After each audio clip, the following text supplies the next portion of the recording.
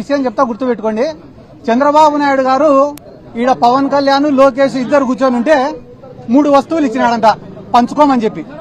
ఒక దుప్పటి ఇచ్చినాడంట, ఒక చెట్టు ఇచ్చినాడంట, మూడోది ఒక ఆవుని ఇచ్చినాడంట. మీరిద్దరు పంచుకోండిరా ఆస్తులు అని చెప్పినాడంట.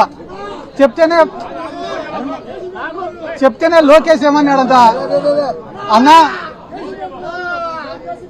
2 నిమిషాలు అయిపోయినాక నీ ఇష్టం 2 నిమిషాలు.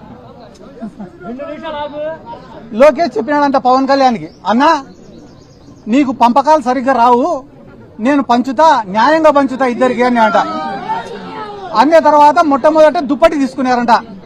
దుప్పటి తీసుకుంటే నారా లోకేష్ ఏం చెప్పాడంట, అన్నా న్యాయంగా పంచుకుందామన్నా ఈ దుప్పటి, దీన్ని పొద్దునంతా నువ్వు వాడుకో, రాత్రి అయితే నేను వాడుకుంటా అని అంట.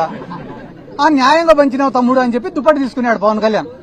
తీసుకున్న తర్వాత పొద్దున ఎండకు దాన్ని కప్పుకోలేకున్నాడంట, వేడి అయిపోతేనే సాయంత్రం అయితేనే లోకేష్కి ఇచ్చినాడు. పాపం లోకేష్ తెలివైనాడు కదా, చలికి బాగా కప్పుకొని పండుకున్నాడు. అంటే దుప్పటి లోకేష్కి ఉపయోగపడింది, చంద్రబాబుకు ఉపయోగపడలే. అయిపోయిన తర్వాత పవన్ కళ్యాణ్కి ఉపయోగపడలే. అయిపోయిన తర్వాత ఇద్దరు చెట్టుకాడికి పోయినారు. చెట్టుకాడికి పోతే మళ్ళా లోకేష్ వచ్చి, అన్న ఇది కూడా న్యాయంగా పంచుతానా, నేను అధర్మం పాటించాను అని చెప్పి, చెట్టు పై భాగం అంతా నేను తీసుకుంటా, కింది భాగం అంతా నువ్వు తీసుకొని నాన్న అంట. అంటే చెట్టుకు నీళ్లు పోసేదంతా పవన్ కళ్యాణ్, వచ్చిన పండ్లు తినేదంతా లోకేష్. అయిపోయిన తర్వాత మళ్ళా మూడోది ఆవు కాడికి పోయినారట.